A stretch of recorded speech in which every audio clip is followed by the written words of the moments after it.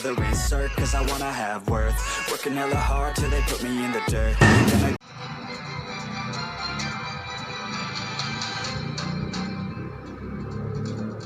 Anda kembali di Kompas Petang. Polisi menyerahkan tersangka penyerangan maut di Tangerang dan Jakarta Barat John K. ke jaksa penuntut umum. Selain John K, 6 anak buahnya yang terlibat penyerangan juga ikut diserahkan.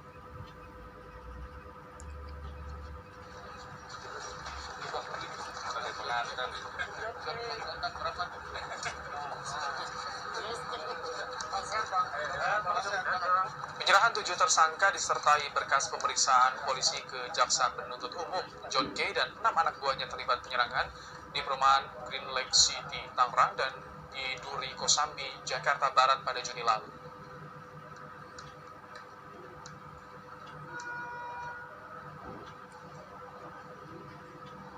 Siang ini sudah masuk tahap 2, ya.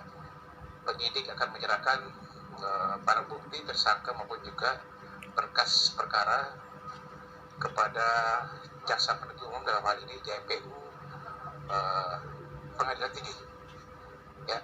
Jadi John K beserta 6 tersangka lain hari ini akan kita serahkan.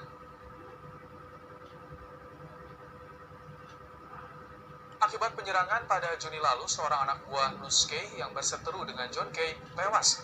Selain itu, seorang satpam dan seorang pengemudi ojek online terluka. Konflik John K dengan Nus K dipicu pembagian hasil penjualan tanah.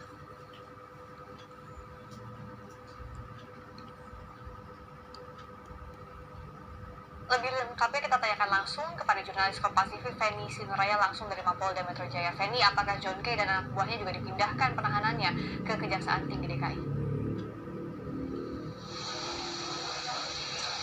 Ya, Friska, selamat petang. Informasi yang kami peroleh dari Kasipenkum Kajati DKI Jakarta ini menyatakan bahwa untuk sementara penahanan John K dan juga 6 orang lainnya ini dititipkan sementara di Rutan Polda Metro Jaya.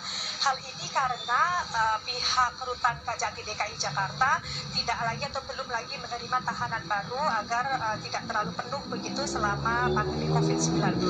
Jadi untuk sementara dititipkan di Rutan Polda Metro Jaya, namun karena sudah dilimpahkan dari pihak penyidik kepada pihak kejaksaan, maka wewenang soal penahanan sepenuhnya berada di bawah wewenang Kajati DKI Jakarta. Friska, sebenarnya kalau kita lihat soal panjangnya masa tahanan John K, ini tepat 120 hari John K ditahan di Polda Metro. Jadi perpanjangan penahanannya terakhir ini berlangsung pada 19 September lalu, kemudian diperpanjang 30 hari sehingga sampai di hari ini yakni 19 Oktober.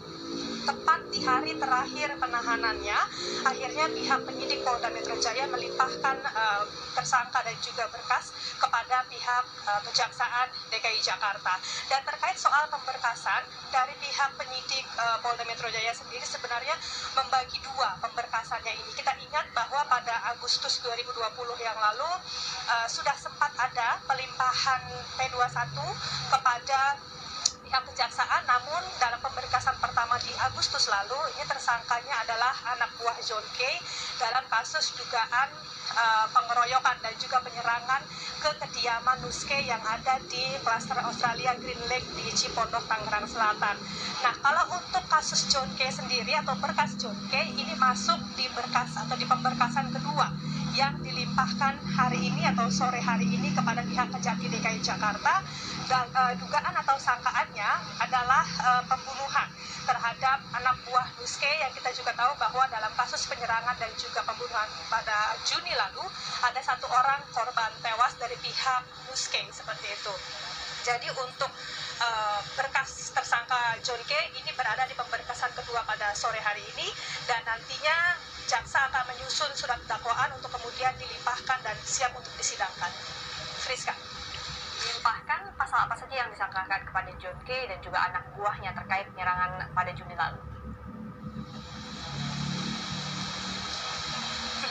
Ada pasal berlapis yang diancamkan atau disangkakan kepada John K, yakni pasal 340 KUHP tentang pembunuhan berencana, kemudian juga ada pasal berlapis lainnya, pasal 88 KUHP tentang terkait permufakatan jahat, Juga ada pasal 351 KUH pidana mengenai penganiayaan dan pasal 170 KUHP tentang pengeroyokan.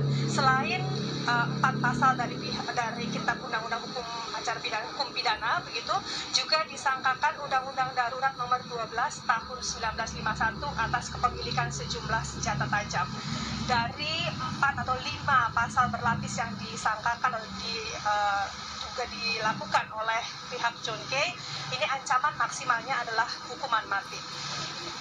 Kalau kita lihat, Friska, kita kilas balik sedikit ke Juni 2020 lalu, memang ketika itu terjadi penyerangan ke kediaman Nuske yang berada di Green Lake di Cipondoh, Tangerang Selatan. Tidak hanya menyerang kediaman Nuske sebenarnya, namun ketika itu anak buah John Kay juga sempat merusak gerbang klaster Australia, tempat kediaman Nuske, dan juga melepaskan sejumlah tembakan. Terdapat 2 korban luka, begitu, yakni seorang pengendara ojek online dan juga 1 orang satpam yang tengah bekerja saat kejadian tersebut. Juga ada 1 orang korban jiwa, yakni atas nama Justus Rahab Bau. Tadi John Kay ketika menjalani pelimpahan P21 dari rutan kemudian dibawa ke Dirkrimum Polda Metro Jaya sempat menyebutkan alasan ataupun juga motif dibalik kejadian ini sebenarnya karena menurut John Kay pada tahun 2013 Nuske meminjam uang sebesar 1 miliar dan berjanji untuk mengembalikan uang tersebut dalam rentang waktu 6 bulan dan menjadi 2 miliar gitu. Namun ketika ditagih oleh John Kay, Nuske tidak bisa mengembalikan uangnya sehingga kemudian menurut John Kay dia hanya meminta haknya saja. Tapi di luar itu dia tidak mengetahui terkait apa yang dilakukan oleh anak buahnya di lapangan. Itu adalah dari versi John Kay. Namun kita akan tunggu, Friska, karena saat ini tengah dilakukan pemberkasan dan nanti rencananya akan ada konferensi pers dari pihak Polda Metro Jaya terkait dengan pelimpahan berkas perkara hari ini. Demikian, Friska. Feni Sinuraya dari Polda Metro Jaya melaporkan berkas John Kay yang telah dilimpahkan ke Kejaksaan.